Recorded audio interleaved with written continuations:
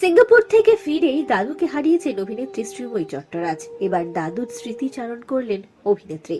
আপনাদের সবাইকে স্বাগত সিনে গসিপে। অভিনেত্রী শ্রীময়ী চট্টরাজ দাদুর সঙ্গে কাটানো একগুচ্ছ মুহূর্ত শেয়ার করেছেন সামাজিক মাধ্যমের পাতায়। লিখেছেন, আমার কাছে দাদু মানুষটার জায়গা অনেকটা। দাদু দিদার সম্পর্ক দেখে আমরা শিখেছি।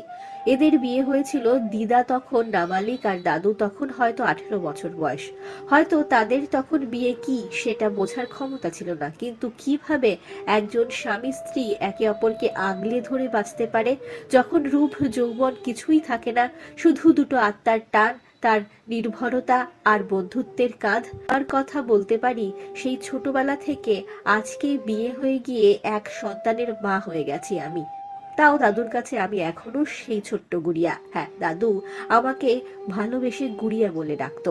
এখনো পর্যন্ত দুর্গাপুজোর সবার আগে দাদুর টাকা পাঠাতো, এই বছরও পাঠিয়েছে। আনন্দ সহকারে বলতাম, দাদু টাকা পাঠিয়েছে, ওই টাকা দিয়ে জামা কিনেছি। যতগুলো অভিনয়ে কাজ করেছি সবার আগে দাদু ফোন করে আশীর্বাদ জানাতো, আমার প্রশংসায় পঞ্চমুখ হতো। সব আত্মীয়দের বলতো, গুড়িয়া তো আমার নাতনি নয়, ও আমাদের নাতি।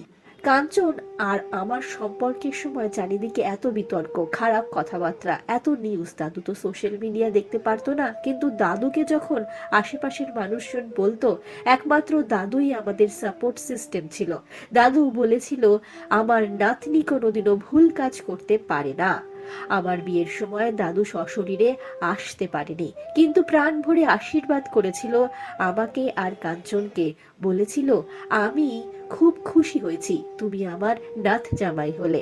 আমাদের আশীর্বাদ সব সময় তোমাদের সাথে আছে, নাতনিটাকে ভালো রেখো।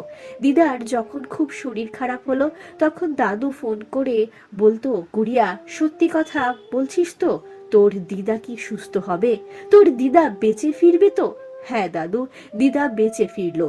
দিদা সুস্থ হয়ে গেল তোমার সাথে আবার সংসার করবে বলে।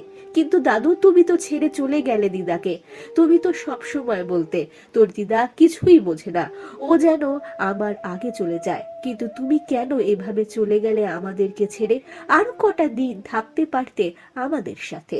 আমার ফোনে দাদু কলিং আসবে না, আমরা হয়তো সবাই কাজকর্মে থাকবো, কিন্তু এসব থেকে তার ছোটবেলার প্রিয় সঙ্গী, প্রিয় বন্ধু, অর্ধাঙ্গিনীকে হারালো। সে হলো আমার দিদা। জানি না দাদু, তোমাদেরকে তো কখনো আলাদা আলাদা দেখিনি আমি। এক মাথায় সিঁদুর পরে দিদা বলতো, তোর দাদুর জন্যই আমি বেঁচে আছি, আর তুমি বলতে তোর দিদার জন্য আমি বেঁচে আছি। এই দিদা তোমাকে ছাড়া বা তুমি দিদাকে ছাড়া কতদিন থাকতে পারবে, এটাই আমার আশঙ্কা। তুমি ভালো থেকো দাদু, শান্তিতে থেকো। তোমার এই জীবনে যা যা না পাওয়া রয়ে গেছে, তুমি যেন আবার মানব জন্ম নিয়ে তোমার সব কটা ইচ্ছে পূরণ করতে পারো। আমি কোনোদিনও দাদু তোমাকে ভুলতে পারবো না। You will remain in a corner of my heart for the rest of my life. প্রিয়জনকে হারিয়েছেন অভিনেত্রী শ্রীময়ী চট্টরাজ। তার পরিবারে এখন শোকের ছায়া। শ্রীময়ী এবং তার পরিবারের জন্য রইল গভীর সমবেদনা।